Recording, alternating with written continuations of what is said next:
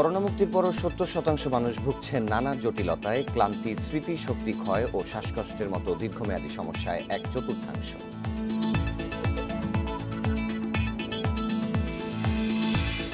১৬০টি union পরিষদ, ৯ পৌরসভায় উপনির্বাচনে ভোট আজ। মোংলা এবং সাতক্ষীরায় ২ প্রার্থী সমর্থকদের মধ্যে সংঘর্ষ, নিহত ১।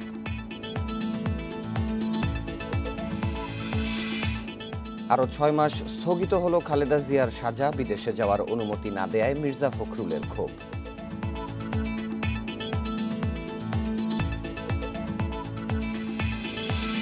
নিজস্ব লোকবলে অনলাইনে আয়কর রিটার্ন জমার ব্যবস্থায় জাতীয় রাজস্ব বোর্ড পরীক্ষামূলকভাবে চালু হচ্ছে এ মাসেই।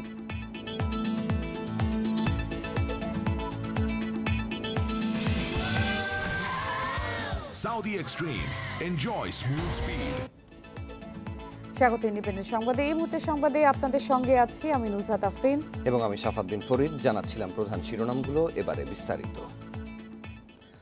করোনা থেকে সেরে ওঠাদের মধ্যে ৭০% ভুগছেন নানা জটিলতায়। এর মধ্যে ২৪% সমস্যা দীর্ঘমেয়াদী, যার মধ্যে আছে ক্লান্তি, স্মৃতিশক্তি কমে যাওয়া, শ্বাসকষ্টের মতো জটিলতা। করোনা আক্রান্ত ১৮৬ চিকিৎসকের ওপর গবেষণায় এই তথ্য পেয়েছে বঙ্গবন্ধু শেখ মুজিব মেডিকেল বিশ্ববিদ্যালয়। অন্যান্য হাসপাতালেও আসছে করোনা পরবর্তী জটিলতার রোগী। করোনা থেকে সুস্থ হলেও ক্লান্তি, অবসাদ ও দুর্বলতা সহ নানা সমস্যা নিয়ে হাসপাতালে চিকিৎসা নিতে আসছেন অনেকে।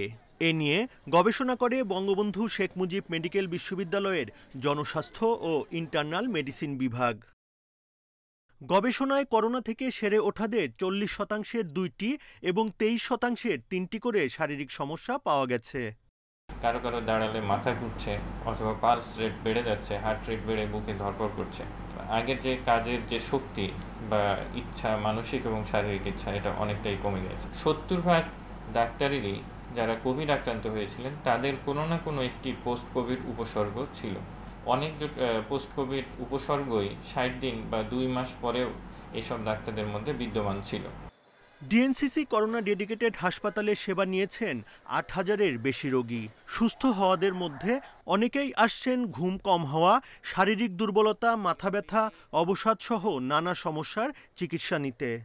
কোভিড রোগে আক্রান্ত হওয়ার পরে তাদের যদি শ্বাসকষ্টের অসুবিধা থাকে অথবা তাদের অন্য আরও অনেক ধরনের জটিলতা থাকতে পারে, সেগুলো যদি তারা অনুভব করে তাহলে আমাদের এখানে আসতে পারে। আমরা প্রতি শনিবার থেকে মনে হয় যে কারো রক্ত জমাট বাঁধার জন্য জটিলতা বা স্ট্রোক এই ধরনের বড় ধরনের কোনো ঘটনা ঘটেছে, তাহলে সেক্ষেত্রে আমাদের পোস্ট কোভিড ক্লিনিক অথবা কেউ যদি সেই নির্দিষ্ট সাবজেক্টের কোনো স্পেশালিস্টের সাথে কনসাল্ট করেন। পরিস্থিতি বিবেচনায় বিভিন্ন হাসপাতালে চালু করা হয়েছে post Covid unit. Buddhadeb Kundu, independent news, Dhaka. ঘোষণার ১৫ দিনেও শাহজালাল আন্তর্জাতিক বিমানবন্দরে বসেনি করোনা পরীক্ষার ল্যাব। শুরু হয়নি কোনো কার্যক্রম। দুবাই থেকে চূড়ান্ত ল্যাবের নাম আসার পর শুরু হবে কাজ, বলছে সিভিল অ্যাভিয়েশন। এদিকে ভিসা বাতিলের আশঙ্কায় হাজারো প্রবাসী। হযরত শাহজালাল আন্তর্জাতিক বিমানবন্দরের গাড়ি পার্কিং ভবনের ছাদ।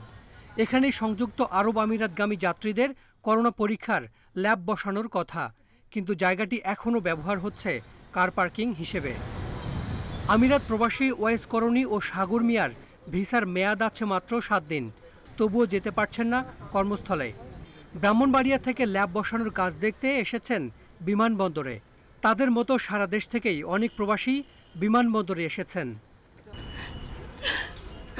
11 মাস দেশে আছি, আমার কোনো ইনকাম নাই, আমি ঘুরতেছি যাওয়ার জন্য। কি বলবো, বলার মতো ভাষা নাই আমার। 15 বছর হয়ে গেছে ওই দেশে, আমাদের সার্ভিসও মারি যাবে। এখন আমি ব্রাহ্মণবাড়ি থেকে এত দূর থেকে এই জায়গায় আসছি। আমরা আসছি ঢাকা, আজকে দেখে আছি যে এয়ারপোর্টে কি ফিচার ল্যাব কি কোন জায়গায় বসানো হবে, এই কারণে আমরা দেখতে আসছি। এই জায়গায় আসি দেখি কিছুই না, গাড়ি পার্কিং, শুধু গাড়ি আর গাড়ি। কী করতে পারে, আমার আছে মাত্র কিছুদিন ভিসার মেয়াদ শেষ হয়ে গেল। তো আমি 15 বছর সার্ভিস হয়ে গেছে এখন বর্তমান, তো সার্ভিসের পয়সাও পাবো না। ল্যাব বসানোর কাজ পেয়েছে 7 প্রতিষ্ঠান, এর মধ্যে সরে দাঁড়িয়েছে একটি। 6 প্রতিষ্ঠানের কর্মপরিকল্পনা পাঠানো হয়েছে দুবাইয়ে, সেখান থেকে চূড়ান্ত হবে ল্যাব। পুরা স্টাবলিশমেন্টটা করতে 3 থেকে 5 দিন মতো লেগে যাবে। বাট আমরা যদি এই ইয়াটা পেয়ে যাই, অনুমোদনটা পেয়ে যাই, তাহলে চেষ্টা থাকবে যে দ্রুত স্ট্রাকচার একদিকে দাঁড়াবে, ল্যাবরেটরি সেটটা আগে করে যত তাড়াতাড়ি করে আমরা কার্যক্রমটা শুরু করে দিতে পারি। প্রবাসী কল্যাণ মন্ত্রণালয় বলছে এই সপ্তাহেই বিমানবন্দরে করোনা পরীক্ষা শুরু করবে বেসরকারি ল্যাব DMFR। মোবাইল ভ্যানে RT-PCR পদ্ধতিতে আমিরাত প্রবাসীদের করোনা পরীক্ষা করবে তারা। Hasan Misbah, independent news, Dhaka. 160টি ইউনিয়ন পরিষদ, 9টি পৌরসভা ও স্থানীয় সরকার পরিষদের কয়েকটি উপনির্বাচনে ভোটগ্রহণ আজ সকাল 8টায় শুরু হবে। ভোটগ্রহণ চলবে বিকেল 4টা পর্যন্ত। ভোটগ্রহণের সব প্রস্তুতি শেষ করেছে নির্বাচন কমিশন। নির্বাচন এলাকার কেন্দ্রগুলোতেও পৌঁছে গেছে EVM মেশিন সহ নির্বাচনী সরঞ্জাম। নির্বাচনী এলাকায় পরিস্থিতি স্বাভাবিক রাখতে মাঠে রয়েছে আইন শৃঙ্খলা বাহিনীর সদস্যরা। ভোটের দিন নির্বাচনী এলাকায় সাধারণ ছুটি না থাকলেও নির্বাচন সংশ্লিষ্ট প্রতিষ্ঠান ও কর্মকর্তা কর্মচারীরা সাধারণ ছুটির আওতায় রয়েছেন। আজ ভোটগ্রহণ হবে প্রথম দফায় স্থগিত হওয়া 167টির মধ্যে খুলনা, বাগেরহাট, সাতক্ষীরা, নোয়াখালী, চট্টগ্রাম ও কক্সবাজারের 160টি ইউনিয়ন পরিষদে। তবে প্রার্থীর মৃত্যু ও মামলা জটিলতায় 7টি ইউনিয়নে ভোটগ্রহণ হচ্ছে না। এর মধ্যে বাগেরহাটের 38টিতে চেয়ারম্যান পদে কোনো প্রতিদ্বন্দ্বী না থাকায় আওয়ামী লীগের প্রার্থী নির্বাচিত হয়েছেন। এছাড়াও চট্টগ্রামে 4টি ও খুলনার একটি ইউনিয়নে ক্ষমতাসীন দলের প্রার্থীরা বিনা প্রতিদ্বন্দ্বিতায় চেয়ারম্যান নির্বাচিত হয়েছেন। ইউনিয়ন পরিষদ নির্বাচনকে কেন্দ্র করে মোংলার চাঁদপাই ইউনিয়নে 2 সদস্য প্রার্থী সমর্থকদের সংঘর্ষে একজন নিহত হয়েছেন। এ ঘটনায় আহত হয়েছেন আরও 3 জন। রোববার রাত 9:30টার দিকে উপজেলার চাঁদপাই ইউনিয়নের বাজার মোড় এলাকায় এই ঘটনা ঘটে। নিহতের নাম ফাতেমা বেগম। তার বাড়ি চাঁদপাই ইউনিয়নের 1 নম্বর ওয়ার্ডে। স্থানীয়রা জানান, নির্বাচনের প্রচারণাকে কেন্দ্র করে সদস্য প্রার্থী শফিকুল শেখ ও মতিয়ার রহমান মোরলের সমর্থকদের মধ্যে সংঘর্ষ হয়। এ সময় প্রার্থী মতিয়ার রহমান মোরল সহ কয়েকজন আহত হন। পরে তাদের মোংলা স্বাস্থ্য কমপ্লেক্সে নেয়ার পর ফাতেমাকে মৃত ঘোষণা করেন। এছাড়া সাতক্ষীরার কলারুয়ার সোনাবাড়িয়া ইউনিয়নের চেয়ারম্যান প্রার্থী বেনজির আহমেদের সঙ্গে স্বতন্ত্র প্রার্থী শহীদুল ইসলামের সমর্থকদের মধ্যে সংঘর্ষে 12 জন আহত হয়েছেন। সে সময় 3টি মোটরসাইকেল ভাঙচুর করা হয়।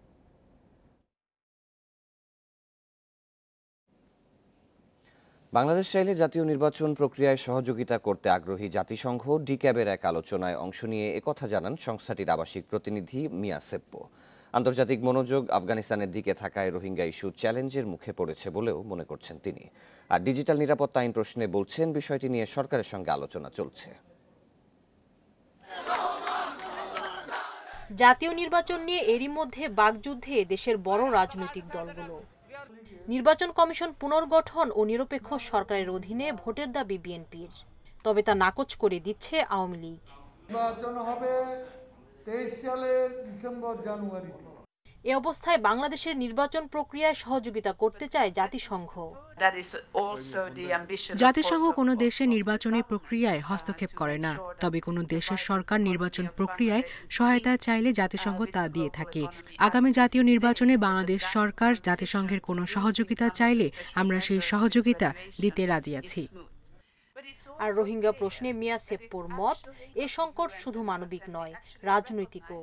নিরাপত্তা পরিষদের সদস্যরা মতৈক্যে আসতে না পারায় এর সুরাহা হচ্ছে না।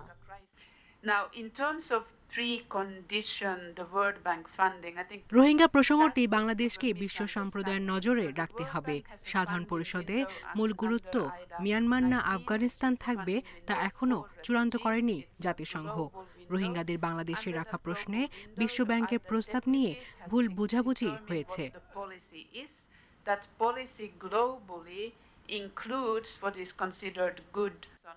এছাড়া ডিজিটাল নিরাপত্তা আইন পর্যালোচনা ও এর অপব্যবহার বন্ধে আইন মন্ত্রণালয়ের সাথে আলোচনা চলছে বলেও জানিয়েছেন জাতিসংঘের এই আবাসিক প্রতিনিধি। Sultana Jahan Mitu, independent news, Dhaka. Union পরিষদ নির্বাচনে সহিংসতার পর মোংলার পরিস্থিতি জানাতে এবার মোংলা থেকে আমাদের সাথে যোগ দিচ্ছেন সহকর্মী মোহাম্মদ জাহিদুল ইসলাম খান। জাহিদুল, কিভাবে এই সহিংসতার সূত্রপাত হয়েছে সে বিষয়ে বিস্তারিত জানাবেন। এই মুহূর্তে নির্বাচনী এলাকার পরিবেশের কেমন পরিবর্তন এসেছে? ধন্যবাদ। গতকাল রাত 9টার দিকে এখানে চাঁদপাই 1 নম্বর ইউনিয়নের মেম্বার প্রার্থী মতিয়ার রহমান সে একটি বাসায় ঢোকে রাত 9টার দিকে। ও বাসা থেকে বের হওয়ার পরই তার প্রতিপক্ষের যে মেম্বার প্রার্থী ছিল, তার প্রতিদ্বন্দ্বী মেম্বার প্রার্থী শফিকুল ইসলাম, তার লোকজন তাকে ঘিরে ধরে এবং তারা তাকে চার্জ করে যে তাকে বলে যে সে টাকা দিয়ে ভোট কিনতে ওখানে গেছে। এই ভোট কেনা নিয়েই এখানে মূলত প্রথম আপনার সংঘর্ষের সূত্রপাতটা হয়, তর্ক বিতর্ক, এবং সেখান থেকে আপনার সংঘর্ষটা শুরু হয়। এই সংঘর্ষ থামাতে মতিয়ার মেম্বারের ফুপু যখন এখানে আসে তখন একজন তাকে ধাক্কা দেয়। এই ধাক্কা খেয়ে সে যখন রাস্তার পাশে পড়ে যায়, মাথার পিছনে সে আঘাত পায়। এরপরে তাকে এখান থেকে যখন স্বাস্থ্য কমপ্লেক্স নিয়ে যায় তখন কর্তব্যরত চিকিৎসকরা তাকে মৃত ঘোষণা করে। আর এই মুহূর্তে গতকালকে বিকেল থেকেই পুরো মোংলা মানে উপজেলা ধরে সব জায়গায় আপনার বৃষ্টি হচ্ছে। কোনো জায়গায় আসলে রাস্তায় ওইভাবে এখনো লোকজন কাউকে দেখা যাচ্ছে না। ভোট সেন্টারের সার্বিক প্রস্তুতি এখানে গ্রহণ করা হয়েছে, তবে কোনো মানুষের আনাগোনা বা ওই ধরনের কোনো কিছু এখন পর্যন্ত চোখে পড়ছে না। মোংলায় নির্বাচনী সহিংসতার খবর জানাচ্ছিলেন সহকর্মী। সরকার নির্বাহী আদেশে খালেদা জিয়ার সাজা স্থগিতের মেয়াদ আরও 6 মাস বাড়ল। 25শে সেপ্টেম্বর থেকে এই সময় গণনা শুরু হবে বলে জানিয়েছেন স্বরাষ্ট্রমন্ত্রী। তবে চিকিৎসার জন্য খালেদা জিয়াকে বিদেশ যাওয়ার অনুমতি না দেয়ায় বিএনপি বিস্মিত বলে মন্তব্য করেছেন মির্জা ফখরুল ইসলাম আলমগীর। বিএনপি চেয়ারপারসন খালেদা জিয়ার সাজা স্থগিতের মেয়াদ আরও 6 মাস বাড়িয়েছে স্বরাষ্ট্র মন্ত্রণালয়। রোববার এক প্রজ্ঞাপনে একথা জানানো হয়েছে। সচিবালয়ে স্বরাষ্ট্রমন্ত্রী জানান, পরিবারের আবেদনে এ নিয়ে 4 বারের মতো খালেদা জিয়ার সাজা স্থগিতের মেয়াদ বাড়ল। তবে তাকে আগের মতোই বাসায় থেকে চিকিৎসা নিতে হবে, যেতে পারবেন না বিদেশে। তার নিজ বাসায় থেকে চিকিৎসার জন্য যে সুবিধাটি দেওয়া হয়েছিল সেই সুবিধাটি আবারও এইবার চতুর্থবারের মতন দেওয়া হলো। তিনি নিজ বাসায় থেকে তার চিকিৎসা সেবা যা তিনি যেভাবে চিকিৎসা নিতে চান সেইভাবে চিকিৎসা নেবেন, তবে তিনি দেশের বাইরে যেতে পারবেন না। এদিকে বিএনপি মহাসচিব মির্জা ফখরুলের দাবি, সরকার খালেদা জিয়াকে ভয় পায় বলেই চিকিৎসার জন্য বিদেশে যাওয়ার অনুমতি দিচ্ছে না। আমরা খুব আশ্চর্য হইনি যে এখনো সরকার আপনার এই 6 মাসের মধ্যে বিদেশ যেতে পারবেন না এটা শর্ত জুড়ে দিয়েছেন। মূল বিষয়টা হচ্ছে যে তারা দেশনেত্রী বেগম খালেদা জিয়াকে এত বেশি ভয় পান যে তাকে কোনো মতেই তারা দেশের বাইরে যাওয়া বা তাকে মুক্ত করার বিষয়টা তারা ভাবতেই পারে না। জিয়া অরফানেজে 10 আর জিয়া চ্যারিটেবল ট্রাস্ট দুর্নীতি মামলায় 7 বছরের কারাদণ্ড হয়েছে বিএনপি প্রধান খালেদা জিয়ার। Hasib Mahmud Shah, independent news, Dhaka. BNP একদিকে দেশে বিশৃঙ্খলা সৃষ্টি করছে, অন্যদিকে বিদেশে দেশের ভাবমূর্তি নষ্ট করার ষড়যন্ত্র করছে। নিজ বাসভবনে রোববার এই মন্তব্য করেছেন আওয়ামী লীগের সাধারণ সম্পাদক ওবায়দুল কাদের। প্রধানমন্ত্রী সফরের বিরোধিতা করে নিউ ইয়র্কে বিএনপির বিক্ষোভের তীব্র নিন্দাও জানান তিনি। তারা একদিকে যেমন দেশে বিশৃঙ্খলা সৃষ্টির পায়তারা করছে, অন্যদিকে বিদেশে দেশের ভাবমূর্তি বিনষ্টের ষড়যন্ত্রে লিপ্ত। আমরা বিএনপির এর ষড়যন্ত্রমূলক দূরভিসন্ধির তীব্র নিন্দা করছি। বঙ্গোপসাগরের মহীসোপানে ভারতের দাবিতে আপত্তি জানিয়ে জাতিসংঘে চিঠি দিয়েছে বাংলাদেশ। দিল্লির আপত্তির কোনো আইনগত ভিত্তি নেই জানিয়ে এই দাবি এক ধাপেও টিকবে না বলে মনে করছে ঢাকা। মেরিটাইম অ্যাফেয়ার্স বিভাগ জানিয়েছে, এই বিষয়ে কমিশনের কাছে নিজেদের যুক্তিও তুলে ধরা হবে। বঙ্গোপসাগরে বাংলাদেশের মহীসোপানের দাবির বিষয়ে জাতিসংঘে আপত্তি জানিয়েছে ভারত। সমুদ্রপৃষ্ঠের যে বেসলাইন ধরে ঢাকা মহীসোপান নির্ধারণ করেছে তা ভারতের মহীসোপানের অংশ উল্লেখ করে বাংলাদেশের দাবিকে বিবেচনায় না নেওয়ার আহ্বান জানায় দিল্লি। তবে ভারতের সে দাবিকে ভিত্তিহীন বলে পাল্টা চিঠি দিয়েছে বাংলাদেশও। ঢাকার বক্তব্য, সমুদ্র সীমা নিয়ে থাকা দ্বন্দ্ব মিটে গেছে 2014 সালে আন্তর্জাতিক আদালতের সিদ্ধান্তে। ভারতের সমুদ্ররেখা যেটা করছে 2009 সালে সেটা আইনসম্মত হয়নি। আনক্লোজের আর্টিকেল 7 অনুযায়ী এটা হয়নি, এবং এটার একটা পয়েন্ট হলো পানিতে 10.5 কিলো নটিক্যাল মাইল পানিতে। আরেকটা পয়েন্ট এখনও বাংলাদেশের সমুদ্র সীমার ভিতরে 2.3 নটিক্যাল মাইল। এই নিয়ে আমরা বলছি যে এটা সঠিক না। আন্তর্জাতিক আদালতের সিদ্ধান্তে বাংলাদেশের দক্ষিণ পশ্চিম মূল ভূখণ্ডের শেষ পয়েন্টে পুটনি দ্বীপ, দক্ষিণ ভাষাঞ্চল ও কক্সবাজার পর্যন্ত বেসলাইন টানে বাংলাদেশ। তবে পুটনি দ্বীপ নিয়ে আপত্তি জানিয়ে জাতিসংঘকে চিঠি দেয় ভারত। আদালতে যে সাবমিশন দিয়েছিলাম মহীসোপানের, সেটা অনেক বড় এরিয়া ছিল, কিন্তু কোর্ট আমাদের যে এরিয়া দিছে কোর্টের নিয়ম ফলো করে আমরা গত বছর আবার সাবমিট করছি, অ্যামেন্ডেড সাবমিশন। কোর্ট যতটুকু দিছে, কাজে এখানে এটাতে আপত্তি দেওয়ার আইনসঙ্গত কোনো কারণ নাই। 2009 সালে সমুদ্রসীমা নির্ধারণের যে বেস পয়েন্ট নির্ধারণ করে ভারত, এর দুটি নিয়ে আপত্তি ছিল বাংলাদেশের। তার পাল্টা হিসেবেই দিল্লির এই আপত্তি বলে মনে করছে ঢাকা। আল আমিন হোসেন, ইন্ডিপেন্ডেন্ট নিউজ, ঢাকা। সরকার নির্দেশনা অনুযায়ী সন্ধ্যা 6টা থেকে রাত 10টা পর্যন্ত সিএনজি ফিলিং স্টেশনগুলোতে গ্যাস সরবরাহ বন্ধ রাখা হচ্ছে। ফিলিং স্টেশন কর্তৃপক্ষ বলছে কিছুটা আর্থিক ক্ষতি হলেও এই নির্দেশ মেনে চলবেন তারা। সিদ্ধান্ত বাস্তবায়নে নিয়মিত মনিটরিং করা হবে বলে জানিয়েছে তিতাস। সিএনজি ওনার্স অ্যাসোসিয়েশনের সাথে আলোচনার পর গত 15 সেপ্টেম্বর জ্বালানি মন্ত্রণালয়ের বৈঠকে সিদ্ধান্ত হয় রোববার থেকে 4 ঘন্টা গ্যাস সরবরাহ বন্ধ রাখা হবে গ্যাস ফিলিং স্টেশনে। নির্দেশনা অনুযায়ী রোববার সন্ধ্যা 6টার পর বন্ধ করে দেয়া হয় রাজধানীর সিএনজি স্টেশনগুলো। বন্ধের আগ মুহূর্তে বিকেল থেকে ফিলিং স্টেশনগুলোতে যানবাহনের তেমন কোনো চাপ দেখা যায়নি। আজকে আমরা জানি 6টা থেকে 10টা পর্যন্ত গেট বন্ধ থাকবে, বিধায় আমি ছিলাম আমাদেরকে ট্রেন আসলাম, আমি পরে নিতাম তো ট্রেন আসলাম। অনেকেই কিন্তু জিনিসটা জানে না, আগামীকালে প্রভাব পড়বে। নিকেতন লাইনে গাড়ি চালাই, 6টার আগে পাম্প বন্ধ করে দেখে আগে ভাগে ইয়ে নিতে আইছি গ্যাস। আজকে হঠাৎ করে আমার মনেই ছিল না যে গ্যাস বন্ধ আজকে 6টার থেকে, তাই হঠাৎ করে যাত্রী উঠাইছিলাম, যাত্রী উঠানোর পরে দেখি যে গ্যাস কম, পরে কইছে যাত্রী কলম যে ভাই আমার তো গ্যাস নাই, আমি গ্যাস নিতে হবে। এদিকে দীর্ঘ 4 ঘন্টা ফিলিং স্টেশন বন্ধ রাখায় আর্থিক ক্ষতি হবে বলে দাবি মালিক পক্ষের। তাই যত দ্রুত সম্ভব পরিস্থিতি স্বাভাবিক করার দাবি তাদের। মুনাফার রেশিওটা কমে যাচ্ছে। সেকেন্ড টাইম হচ্ছে আমাদের বসে থেকে স্টাফদের বেতন দেওয়া লাগতেছে প্রায় 6 ঘন্টার মতো। স্টাফরা তো আমাদের স্টাফকে তো আমি যে কোনো সময় তাদেরকে বের করে দিতে পারবো না। সরকার নির্দেশ মান্য করে আমরা বন্ধ রাখতেছি। তো আমাদের যে চাপ থাকার কথা, যে বন্ধ যে পরবর্তীতে ছিল, আগে যেরকম আমরা চাপ ছিল, ওই ধরনের আমরা কোনো চাপ দেখছি না। সরকারের নির্দেশনা বাস্তবায়নে সংশ্লিষ্ট কর্তৃপক্ষ নিয়মিত মনিটরিং করবে বলে জানিয়েছে তিতাস গ্যাস কর্তৃপক্ষ। সরকারের নির্দেশনা অনুযায়ী আমাদের সন্ধ্যা 6টা থেকে 10টা পর্যন্ত সিএনজি স্টেশনগুলো বন্ধ থাকবে। এটা আমাদের মনিটরিং করে, সাধারণত আমাদের মনিটরিং করে ভিজিলেন্স মনিটরিং করবে এটা। ডিসেম্বরের মধ্যেই গ্যাস সংকট কেটে যাবে বলে জানিয়েছে সরকারি সংস্থা পেট্রোবাংলা। Shamim Ahmed, independent news, Dhaka. ঢাকার রাজারবাগ দরবার শরীফের পীর দিল্লুর রহমানের সম্পদ ও ব্যাংক হিসাব তদন্ত করতে দুর্নীতি দমন কমিশনকে নির্দেশ দিয়েছে হাইকোর্ট। দরবার শরীফ বা পীরের অনুসারীদের কোনো অংশ জঙ্গি তৎপরতায় জড়িত কিনা তাও খতিয়ে দেখতে বলা হয়েছে কাউন্টার টেরোরিজম ইউনিটকে। দুটি তদন্তই 60 দিনের মধ্যে শেষ করতে আদালতে প্রতিবেদন দিতে বলা হয়েছে। রোববার এক রিট আবেদনের প্রাথমিক শুনানি নিয়ে বিচারপতি এম ইনায়েতুর রহিম ও বিচারপতি মোহাম্মদ মুস্তাফিজুর রহমানের হাইকোর্ট বেঞ্চ রুলসহ এই আদেশ দেন। রিটকারী 8 ব্যক্তির অভিযোগ, পীর দিল্লুর রহমানের অনুসারীরা বিভিন্ন এলাকায় তাদের বিরুদ্ধে মানব পাচার সহ ফৌজদারি মামলা করে হয়রানি করছে।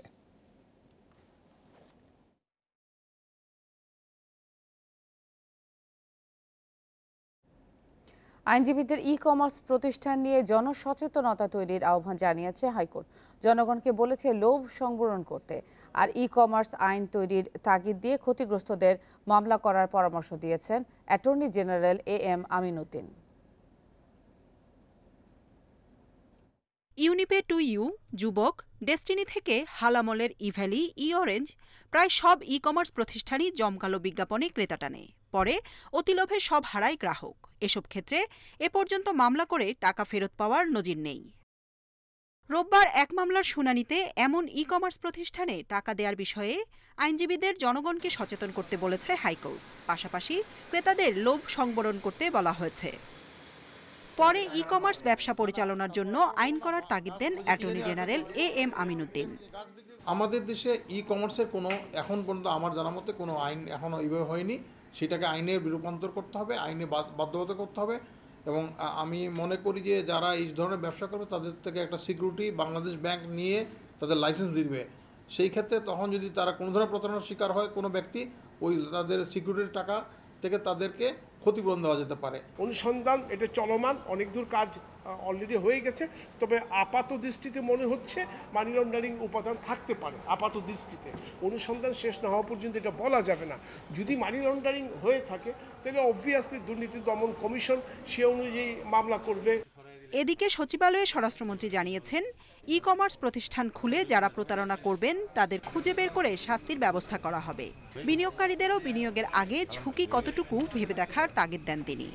প্রতারিত হওয়ার সম্ভাবনা কীরকম আছে সেইটাও তারা যেন যাচাই করে তারা যেন ইনভেস্ট করে, এইটাই আমি মেসেজটা দিতে চাই। যারা প্রতারিত করবেন তাদেরকে খুঁজে আইন শৃঙ্খলা বাহিনী বের করবেন, তাদেরকে শাস্তির ব্যবস্থাও আমরা করে দেব যদি কেউ এই প্রতারণা করেন, প্রতারণার উদ্দেশ্যে এগুলি করে থাকেন। এছাড়া ভারতে আটক হওয়া ই-অরেঞ্জ সংশ্লিষ্টতায় অভিযুক্ত পুলিশ কর্মকর্তা সোহেল রানাকে দেশে ফিরিয়ে আনার প্রক্রিয়া চলছে বলেও জানান স্বরাষ্ট্রমন্ত্রী। Jannatul Ferdous Tanvi, independent news, Dhaka. অনুমোদনহীন আইপিটিভি সম্প্রচার কাজ চালাতে পারবে না বলে জানিয়েছে বিটিআরসি। ইতিমধ্যে বন্ধ করা হয়েছে 59টি অনিবন্ধিত আইপিটিভি। সংস্থাটি জানিয়েছে এসব কার্যক্রমের সঙ্গে বিটিআরসি কর্তৃক আইপি ভিত্তিক ডাটা সার্ভিসের জন্য অনুমোদনপ্রাপ্ত আইএসপি প্রতিষ্ঠানের কোনো সংশ্লিষ্টতা নেই।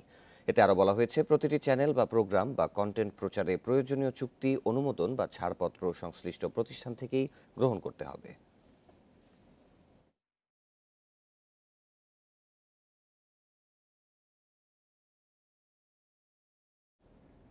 মাধ্যমিকে দিনে 2টির পরিবর্তে 3টি করে ক্লাস নেওয়া হবে। একই সাথে সপ্তাহে 3 দিন ক্লাস করানোর পরিকল্পনা করা হচ্ছে। করোনা সংক্রমণের হার আরও কমলে ধীরে ধীরে স্বাভাবিক করা হবে শিক্ষা কার্যক্রম। ইন্ডিপেন্ডেন্ট টেলিভিশনকে দেয়া সাক্ষাৎকারে একথা জানান শিক্ষামন্ত্রী দীপুমণি। এদিকে পুরোদমে ক্লাস শুরু হওয়ার অধীর অপেক্ষায় রয়েছে শিক্ষার্থীরা। করোনায় 1.5 বছর বন্ধ থাকার পর 12 সেপ্টেম্বর থেকে খুলেছে স্কুল কলেজ। চলতি এবং আগামী বছরের এসএসসি এইচএসসি পরীক্ষার্থী এবং পঞ্চম শ্রেণীর শিক্ষার্থীদের সপ্তাহে 6 দিন করে ক্লাস নেওয়ার সিদ্ধান্ত নেওয়া হয়।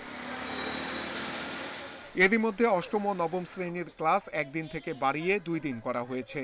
এরপর ধাপে ধাপে পুরো মাধ্যমিক পর্যায়ের ক্লাস বাড়ানোর পরিকল্পনা নেওয়া হয়েছে। করোনা সংক্রমণ হার কমে গেলে শিগগিরই স্বাভাবিক শিক্ষা কার্যক্রমে ফিরতে চান শিক্ষামন্ত্রী। আমরা প্রথম একটা সপ্তাহ তো দেখলাম যে মোটামুটি একটা সবার একটা উৎসাহ আগ্রহ সেটা দেখছি।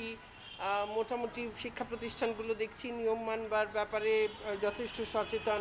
2টো না হলেও 3টা ক্লাস নেওয়া যায় কিনা তা আমরা এরকম দেখতে থাকবো, পরিস্থিতি পর্যবেক্ষণ করতে থাকবো, এগুতে থাকবো। স্কুল কর্তৃপক্ষ বলছে, স্বাস্থ্যবিধি মেনে ক্লাস নেওয়ার জন্য প্রতিটি শ্রেণীতে স্বাভাবিক সময়ের চেয়ে দ্বিগুণ করা হয়েছে শাখা। তাই এক একটি শ্রেণীতে 3 দিন পর্যন্ত ক্লাস নেওয়ার সক্ষমতা আছে। তবে এর চেয়ে বেশি ক্লাস হলে সংকট তৈরি হবে। 21-এর পরীক্ষার্থী চলে যাবে, এসএসসি এসএসসি দুইটাই, তখন আমাদের আবার কিছু টিচার ফ্রি হয়ে যাবে, আমাদের রুম খালি হয়ে যাবে, তখন আমরা নিতে পারবো। বেশিরভাগ স্কুলেই শিক্ষার্থীদের স্বাস্থ্যবিধি মেনে ক্লাস করতে দেখা গেছে। করোনা পরিস্থিতি আরেকটু স্বাভাবিক হোক, পৃথিবীটা আরেকটু সুন্দর হোক। আমাদের এখন ক্লাসটা অনেক কম লাগে, একটু বেশি হলে আরো ভালো লাগতো। পড়াশোনার জীবনটাতে আবার পুনরায় সেভাবে ফিরে যেতে পারি। শিক্ষার্থী এবং অভিভাবকদের চাওয়া দ্রুত করোনা পরিস্থিতি স্বাভাবিক হোক, আরও জোরালো হোক শ্রেণী কার্যক্রম, কাটিয়ে উঠুক 17 মাসের শিক্ষার ক্ষতি। নূরে আলম, ইন্ডিপেন্ডেন্ট নিউজ, ঢাকা। ব্যর্থতা কাটিয়ে ঘুরে দাঁড়ানোর চেষ্টায় জাতীয় রাজস্ব বোর্ড এনবিআর নিজস্ব লোকবল দিয়ে অনলাইনে আয়কর রিটার্ন জমার ব্যবস্থা করেছে সংস্থাটি। পরীক্ষামূলকভাবে চালু হচ্ছে এ মাসেই। কর্মকর্তারা জানান, কম আয়ের করদাতারা অনলাইনে মাত্র 3 মিনিটে রিটার্ন জমা দিতে পারবেন। থাকবে না কোনো ডকুমেন্ট স্ক্যান বা আপলোডের ঝামেলাও। আয়ের বিপরীতে কর নির্ধারণ হবে স্বয়ংক্রিয়ভাবে। আয়কর রিটার্ন জমায় ভোগান্তি কমিয়ে স্বচ্ছতা আনতে 2011 সালে প্রকল্প নেয় এনবিআর। এর আওতায় 2017 সাল থেকে পরীক্ষামূলকভাবে অনলাইনে রিটার্ন জমা নেওয়া শুরু হয়। কিন্তু চুক্তির মেয়াদ শেষ হওয়ায় কাজ শেষ না করেই চলে যায় ভিয়েতনামের ঠিকাদার প্রতিষ্ঠান। ফলে অকার্যকর হয়ে যায় এই ব্যবস্থা। কঠোর সমালোচনার মুখে পড়ে এনবিআর। এরপর নিজেদের লোকবল দিয়ে এই অনলাইন সিস্টেম চালুর উদ্যোগ নেওয়া হয়। কর্মকর্তারা জানান, সফটওয়্যার তৈরি হয়েছে, 2 ধাপে এটা চালু হচ্ছে। যাদের করযোগ্য আয় নেই কিন্তু টিআইএন আছে এবং যারা ন্যূনতম কর দেন তারা শিগগিরই অনলাইনে রিটার্ন দিতে পারবেন। আর যাদের উৎসে বা অগ্রিম কর আছে তারা অক্টোবর থেকে অনলাইন সুবিধা পাবেন। এছাড়া করের টাকাও অনলাইনে জমা নেওয়ার প্রক্রিয়া এগিয়েছে। এরই মধ্যে সরকারি ব্যাংকগুলোকে যুক্ত করা হয়েছে। অনলাইনে হলে বাসায় বসে থেকে করদাতারা তাদের রিটার্নটা সাবমিট করতে পারবেন। আরেকটা বড় সুবিধা হবে, অনেক সময় চাকরির স্থল পরিবর্তনের কারণে করদাতার এক জায়গা থেকে আরেক জায়গায় শিফট হন, তখন আবার কোন জায়গায় রিটার্ন সাবমিট করবেন তাদের জন্য এটা একটা ঝামেলাপূর্ণ হয়ে যায়। এই ক্ষেত্রে যদি অনলাইন হয়ে যায় তাহলে উনিও কিন্তু যে কোনো জায়গায় বসে থেকে রিটার্নটা সাবমিট করতে পারছেন। অনলাইনে রিটার্ন জমা দেওয়ার জন্য নির্দিষ্ট ওয়েবসাইটে গিয়ে নিবন্ধন করে ইউজার নেম ও আইডি নিতে হবে। এরপর সেই ইউজার নেম ও আইডি দিয়ে লগ ইন করে রিটার্ন সম্পন্ন করে জমা দিতে হবে। একজন করদাতার থাকবে একটি মাত্র আইডি। এতে বিপাকে পড়বেন কর আইনজীবীরা, কারণ এক আইডি দিয়ে একাধিক রিটার্ন জমা দেওয়া যাবে না। আমাদের যদি প্রত্যেকটা আইনজীবীর রিটার্ন 200 ফাইল আমরা করি, ট্যাক্সের ফাইল অ্যাভারেজে, সেক্ষেত্রে এদের প্রত্যেকের রিটার্ন জমা দেওয়ার জন্য আমাদের অবশ্যই আমাদের একটা এজেন্ট কোড দেওয়া উচিত, যার মাধ্যমে আমরা এই সার্ভিসটা দিতে পারি। আইনের দ্বারা যে অধিকার প্রতিষ্ঠিত, আমাদের যে সেবাদানের অধিকার আমরা পেয়েছি, সেইটা এনবিআর কোনোভাবেই রহিত করতে পারে না। নতুন এই সিস্টেমে কোনো ডকুমেন্ট আপলোডের ব্যবস্থা থাকবে না। সম্পদ, ব্যাংক বা অন্য দলিলপত্রে শুধু ডিজিটাল নম্বর সংযুক্ত করতে হবে।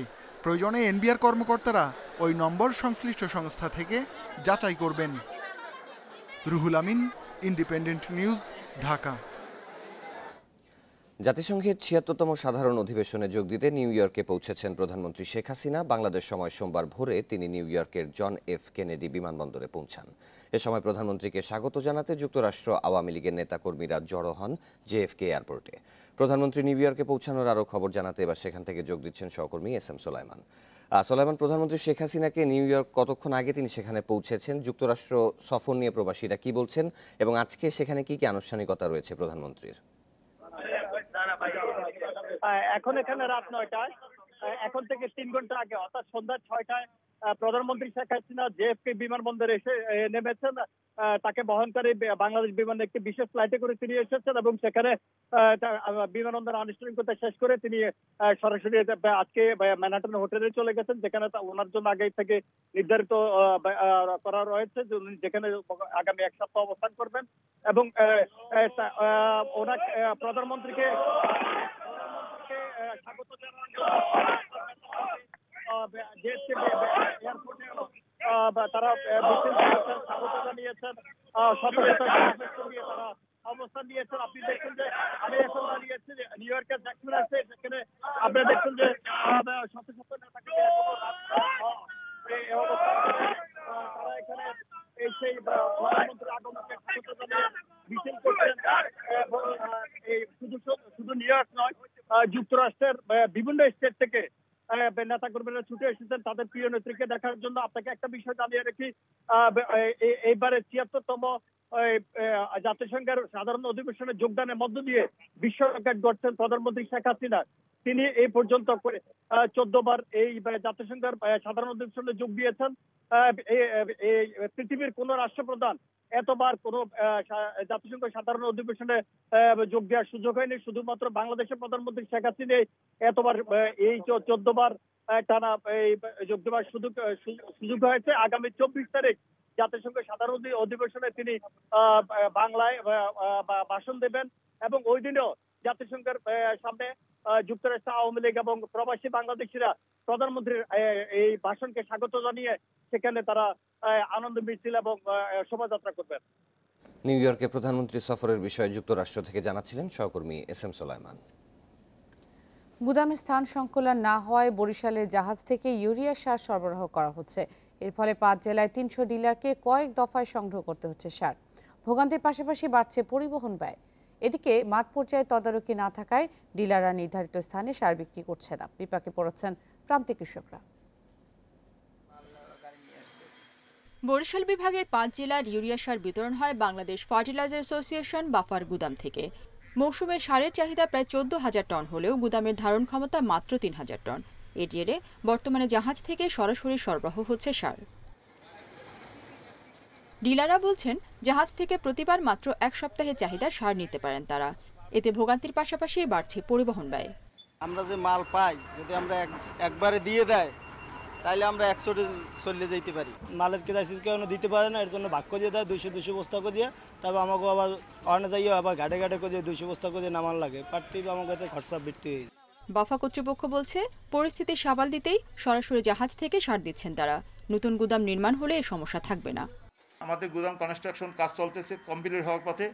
এটা হয়ে গেলে আমাদের টিজি গুদামের উপর নির্ভরশীল হতে হবে না, আমরা বরিশালেই আমাদের নিজস্ব গুদামে সার সংরক্ষণ করে সমাধান করতে পারবো। এদিকে কৃষকদের অভিযোগ, অনেক ডিলার নির্ধারিত কেন্দ্রে সার বিক্রি করছেন না। তবে ডিলারদের দাবি, মাঠ পর্যায়ে বিক্রি কম হওয়ায় বাজারেই সার বিক্রি করছেন তারা। আমার 3জন সাব ডিলারে তারা নিয়ে নিছে, এখন আমার যে বাকি উদ্বৃত্ত যে অংশটুকু আছে ততটুকু আমি কি করব? এটা তো যেহেতু আমার একটা সেলস সেন্টার, এই জন্য বাকিটুকু আমি এখানে এসে এখানে বিক্রি করি। বরিশালে চলতি মৌসুমে ৭১,০০০ হেক্টর জমি আমন চাষের আওতায় আনা হয়েছে। ভালো ফলন নিশ্চিতে ইউরিয়া সরবরাহ স্বাভাবিক রাখার চেষ্টা চলছে বলছে জেলা প্রশাসন।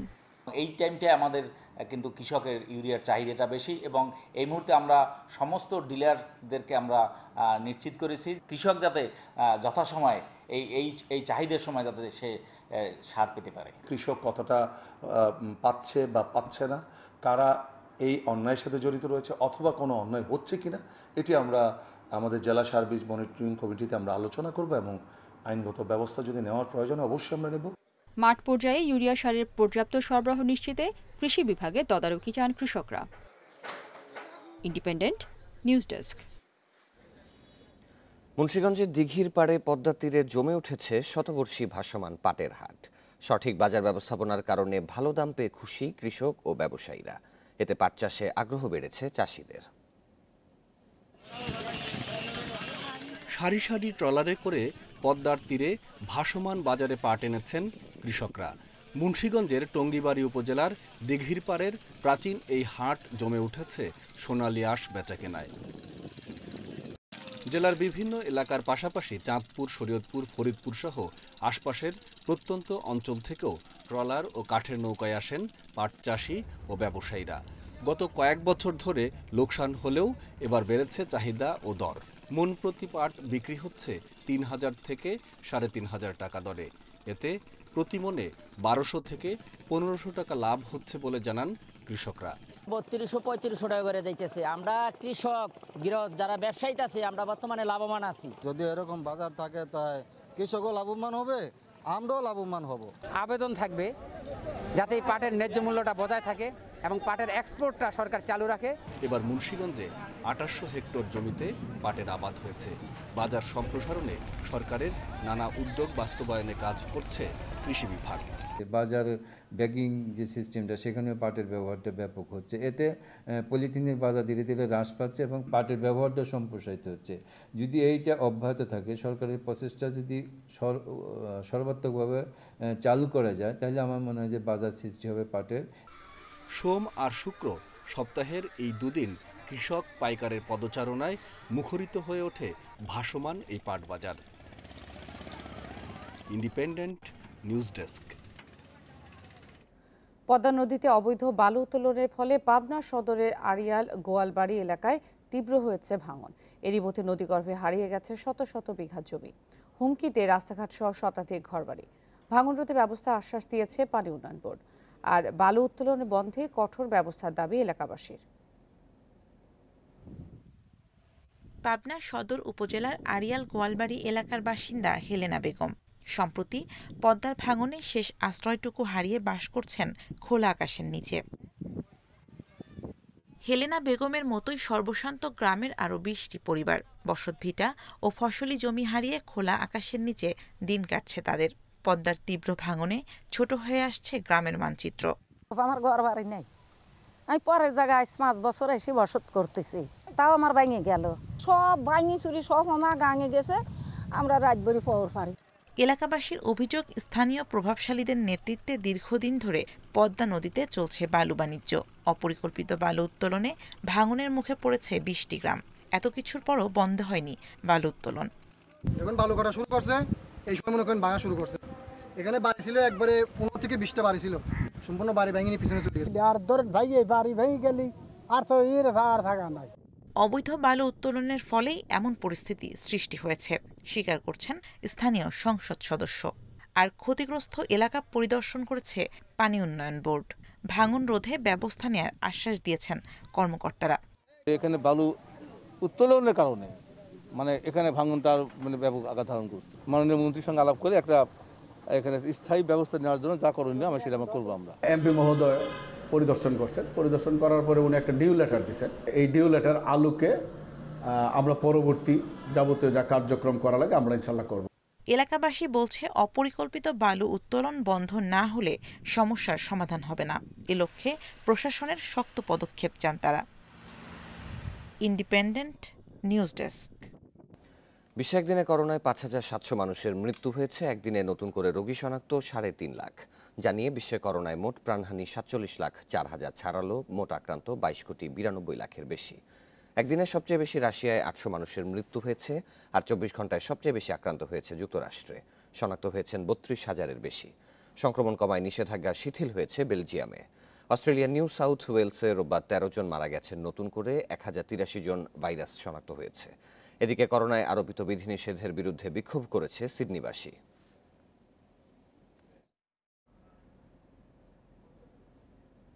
আফগানিস্তানের জালালাবাদের সিরিজ বোমা হামলার দায় স্বীকার করেছে জঙ্গি সংগঠন ইসলামিক স্টেট। রোববার সংগঠনটির বার্তা সংস্থা আমাকে এ দায় স্বীকার করে সংগঠনটি। এদিকে শনিবারের সিরিজ বোমা হামলার পর রোববার আবারও জালালাবাদে বোমা হামলা চালিয়েছে জঙ্গি সংগঠনটি। প্রত্যক্ষদর্শী জানায় তালেবান নিয়ন্ত্রিত একটি সীমান্ত পুলিশের গাড়ি লক্ষ্য করে এই বিস্ফোরণের ঘটনা ঘটানো হয়েছে। এছাড়া এই বিস্ফোরণের ঘটনায় ২ জন বেসামরিক নাগরিক, ১ জন শিশু সহ ৫ জন নিহত হয়েছে। তবে তালেবানের কয়েকজন সদস্য নিহত হয়েছে তা নিয়ে এখনও নিশ্চিত করেনি তালেবান। আফগানিস্তানের নিয়ন্ত্রণের আগে থেকেই আইএসের সাথে বিরোধ তালেবানের।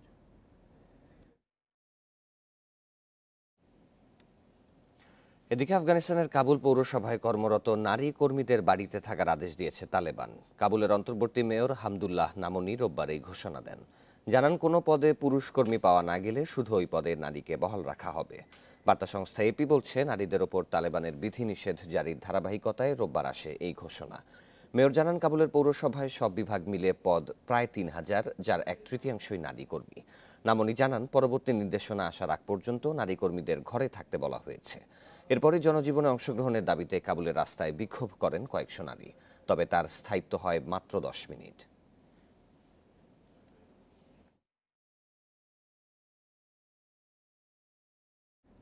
অকাশ চুক্তি নিয়ে অস্ট্রেলিয়া যুক্তরাষ্ট্র মিথ্যাচার করছে বলে অভিযোগ করেছে ফ্রান্স।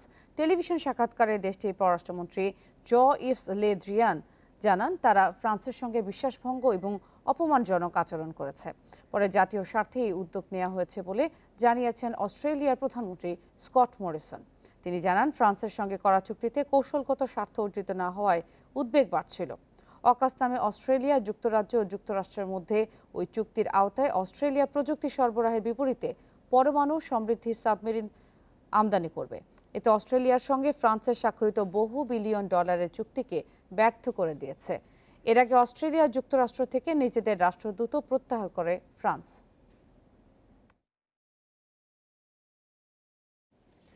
বাংলাদেশসহ ৬ দেশের ওপর থেকে ভ্রমণ নিষেধাজ্ঞা প্রত্যাহার করেছে জাপান। সোমবার থেকে এসব দেশের নাগরিকেরা জাপানে প্রবেশ করতে পারবেন। সম্প্রতি এই ঘোষণা দেয় জাপান সরকার। অন্য ৫টি দেশ হল ভারত, নেপাল, শ্রীলঙ্কা, মালদ্বীপ ও আফগানিস্তান। নিষেধাজ্ঞা তুলে নেওয়া হলেও ভ্রমণকারীদের জন্য থাকছে কিছু শর্ত। জাপানে পৌঁছানোর পর করোনা পরীক্ষা ও সরকার নির্ধারিত স্থানে ৩ দিনের কোয়ারেন্টিন বাধ্যতামূলক। পরে আবারও করোনা পরীক্ষা করে ফল নেগেটিভ এলে নিজ বাড়িতে আইসোলেশনে থাকতে হবে। কোয়ারেন্টিনের ১৪ দিন ভ্রমণকারীদের গণপরিবহন ব্যবহার সম্পূর্ণ নিষিদ্ধ। ডেল্টা ধরনের কারণে জুনে ৬ দেশ থেকে ভ্রমণ নিষিদ্ধ করে জাপান। লিগ ওয়ানে শেষ মুহূর্তে চমকে জয় পেয়েছে পিএসজি। ঘরের মাঠে লিওকে হারিয়েছে ২-১ গোলে।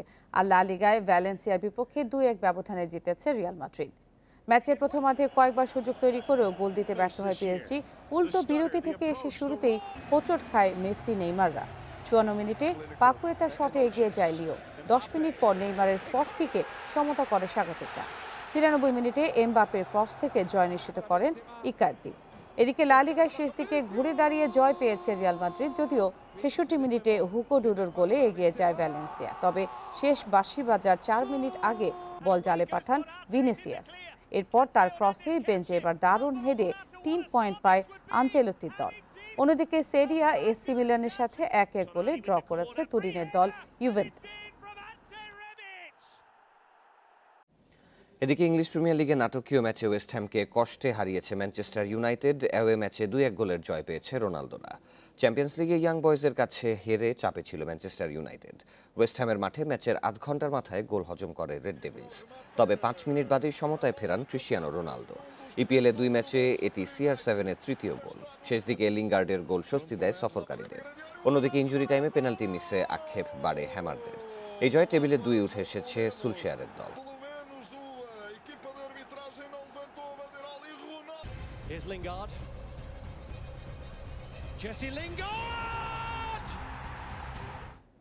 আরব আমিরাতে শুরু হয়েছে IPL-এর বাকি অংশ। দুবাইয়ে মুম্বাই ইন্ডিয়ান্সকে 20 রানে হারিয়েছে চেন্নাই সুপার কিংস। 156 রানের টার্গেটে 136 করেছে মুম্বাই। বোল্ট মিলনের তাণ্ডবে ভুগেছে চেন্নাই। শূন্যতে ফেরেন ডু প্লেসি ও মঈন আলী। রাইডুর আঘাতে বিপদ বাড়ে কিংসের, মাঝে ধোনি এবং রায়না আউট 1 অঙ্কে।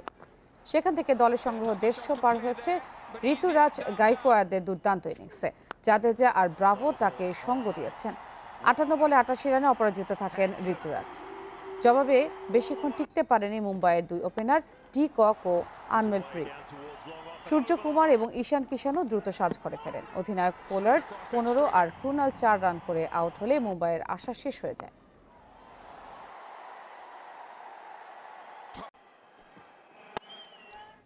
ঘরের মাঠে সফল সিরিজ শেষে IPL-এর বাকি অংশ খেলতে আবুধাবিতে সাকিব আল হাসান। কোয়ারেন্টিন পর্ব শেষে কলকাতা নাইট রাইডার্স সাকিবকে স্বাগত জানিয়েছে। আজ কোহলির বেঙ্গালুরুর বিপক্ষে মাঠে নামবে সাকিবের কলকাতা। সুযোগের অপেক্ষায় টাইগার তারকা।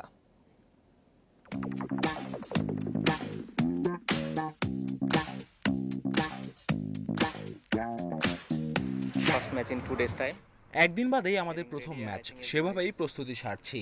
সবাই ইতিমধ্যে পর্যাপ্ত প্রস্তুতি নিয়েছে।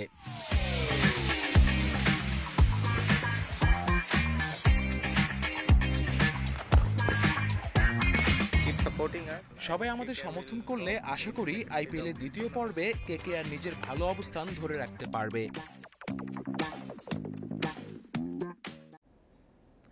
মানিকগঞ্জের পদ্মাপাড়ে হচ্ছে আন্তর্জাতিক ক্রিকেট স্টেডিয়াম। এই বছরই স্টেডিয়াম তৈরির কাজ হাতে দিতে চায় যুব ও ক্রীড়া মন্ত্রণালয়। পাশাপাশি জেলা ক্রীড়া সংস্থার মাঠকে করা হবে আধুনিকায়ন। এটা যদি হয় মুদ্রার পিঠ, তবে উল্টো পিঠে আছে হতাশা চিত্র। পর্যাপ্ত অর্থের অভাবে স্থবির হয়ে আছে মানিকগঞ্জের খেলাধুলার উন্নয়ন। নতুন প্রজন্মের আগ্রহ থাকলেও মাঠের অভাবে আগ্রহ হারাচ্ছেন অনেকে। 5 দশক আগে জেলা ক্রীড়া সংস্থার জমিতে তৈরি হয় মাঠটি। এক মাঠেই চলে ক্রিকেট, ফুটবল সহ সব ধরনের খেলা। আছে অনেক প্রতিবন্ধকতা, তাই খেলোয়াড়দের আগ্রহেও ভাটা পড়েছে। মাঠটি দেখভালের দায়িত্ব যাদের, তাদের মধ্যে আছে সমন্বয়হীনতা। আনতে পারেনি সরকারি অনুদান, ফলে উন্নয়নের ছোঁয়া লাগেনি মাঠ কিংবা গ্যালারিতে। ফুটবল প্র্যাকটিস করতেছে, এই সাইডে হকি প্র্যাকটিস করতেছে, এই সাইডে ক্রিকেট প্র্যাকটিস করতেছে। মূলত একটা মাঠের ভিতরে বিভিন্ন টিম মিলে প্র্যাকটিস করার যে একটা প্লেসের জায়গার দরকার, সেটা আমরা পাচ্ছি না। আমরা এটা প্রশিক্ষণের মাধ্যমে তাদেরকে জাতীয় মানের খেলোয়াড় সৃষ্টি করব, সেই সুযোগগুলো নাই। আমাদের জিমনেশিয়াম নাই, আমাদের সুইমিং নাই, আমাদের ইনডোর স্টেডিয়াম নাই, কিছুই নাই। বঙ্গবন্ধু কাপে আমরা অনূর্ধ্ব 17-তে আমরা ঢাকা বিভাগ চ্যাম্পিয়ন। মেয়েদেরও আমাদের জেলা টিম ভালো রেজাল্ট করছে, এর আগে চ্যাম্পিয়ন হয়েছে, এবার রাজশাহী হয়েছে। এর মধ্যে পাটুরিয়া ফেরিঘাটের অদূরে হচ্ছে আন্তর্জাতিক ক্রিকেট স্টেডিয়াম। আপাতত জেলা ক্রীড়া সংস্থার মাঠ নিয়ে কোনো পরিকল্পনা নেই সংশ্লিষ্টদের। ইতিমধ্যে স্টেডিয়ামের জন্য জায়গা দেখে গেছেন সরকারের উচ্চ পর্যায়ের কমিটি। শিগগিরই দেয়া হবে ওয়ার্ক অর্ডার। আমরা আসলে করোনার কারণে আমরা যে গতিতে শুরু করেছিলাম সেটি মাঝখানে একটু গতি স্লোত হয়েছিল। এখন আবার সেভাবে শুরু করেছি। যেহেতু এটা ক্রিকেটের জন্য যদি একেবারে ডেডিকেটেড যেহেতু হয়ে যাচ্ছে, সেখানে অন্য কোনো খেলা স্বাভাবিকভাবে হবে না। তো স্বাভাবিক অন্য খেলাধুলাগুলি যদি ফুটবল সহ অন্য খেলাধুলাগুলি যাতে সঠিকভাবে হতে পারে, মানিকগঞ্জ জেলা স্টেডিয়ামটি নিয়েও আমরা ভাবছি। খেলাধুলার উন্নয়নে কাজ করছে বর্তমান সরকার। তারই ধারাবাহিকতায় পদ্মার পাড় ঘেঁষে হচ্ছে আন্তর্জাতিক ক্রিকেট স্টেডিয়াম। 60,000 দর্শক ধারণ ক্ষমতার এই স্টেডিয়াম তৈরিতে খরচ হবে 520 কোটি টাকা। থাকবে আধুনিক সব সুবিধা। Independent news desk. খাগড়াছড়িতে পর্যটকদের নতুন আকর্ষণ দীঘিনালার তৈছামা ঝর্ণা। পাহাড় থেকে নেমে আসে 2টি ঝর্ণা মিলছে এখানে। দুর্গম এই ঝর্ণায় পৌঁছানোর অভিজ্ঞতাও অনন্য হয়ে ধরা দেয় রোমাঞ্চপ্রিয় পর্যটকদের কাছে। দীঘিনালার মেরুং ইউনিয়নের বিষ্ণুকাবাড়ি পাড়ায় তৈছামা ঝর্ণা। লোকালয় থেকে হেঁটে তৈছামা ঝর্ণায় পৌঁছাতে সময় লাগে মাত্র 1 ঘন্টা। তবে দুর্গমতার জন্য দীর্ঘদিন এই ঝর্ণা ছিল লোকচক্ষুর আড়ালে। উঁচু পাহাড় আর ঘন বনের কারণে ঠিকমতো সূর্যের আলো পৌঁছায় না এখানে।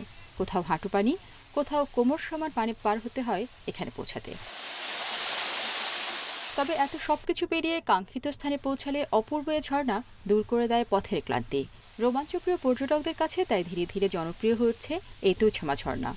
গিরিপথ পেরিয়ে ঝর্ণায় আসলাম, একই সাথে দুটো ঝর্ণা দেখে খুব ভালো লাগতেছে, খুব রোমাঞ্চকর পরিবেশ। গিরিপথ পাহাড় পেরিয়ে ঝর্ণাতে এসেছি। সবচেয়ে সুন্দর বিষয় হলো দুইটা ঝর্ণা একসাথে মিলিত হয়েছে। পাহাড়ি এলাকায় প্রয়োজনীয় নিরাপত্তা ও গাইড সুবিধা দিতে স্থানীয়রা পাশে দাঁড়াচ্ছেন পর্যটকদের। গাইড দেওয়ার জন্য এখানে লোক আছে এবং এখানে আসলে খুবই খুশি হবে এই ঝর্ণাটা দেখলে। তৈছামা ঝর্ণা সহ জেলার পর্যটক প্রিয় বিভিন্ন স্থানে দর্শনার্থীদের উপস্থিতি বাড়াতে অবকাঠামো উন্নয়ন সহ নানা পদক্ষেপ নেওয়ার কথা জানায় স্থানীয় প্রশাসন। প্রাকৃতিক পরিবেশকে অক্ষুণ্ণত রেখে এখানকার জীববৈচিত্র্য, মানুষের জীবনযাত্রা অক্ষুণ্ণ রেখে এই টুরিস্ট স্পট ডেভেলপ করার বিষয়ে গুরুত্ব দিই। এই উপজেলায় আরও রয়েছে তৈতুছড়া ঝর্ণা, তুয়ারি মাইরাং ঝর্ণা, বাদুর গুহা সহ বেশ কয়েকটি পর্যটন কেন্দ্র। Independent news desk. আর এই ছিল এখনকার সংবাদে। ইন্ডিপেন্ডেন্ট টেলিভিশনের সব খবরের বিস্তারিত দেখতে চোখ রাখুন ফেসবুক, ইউটিউব, টুইটারে। ধন্যবাদ সবাই।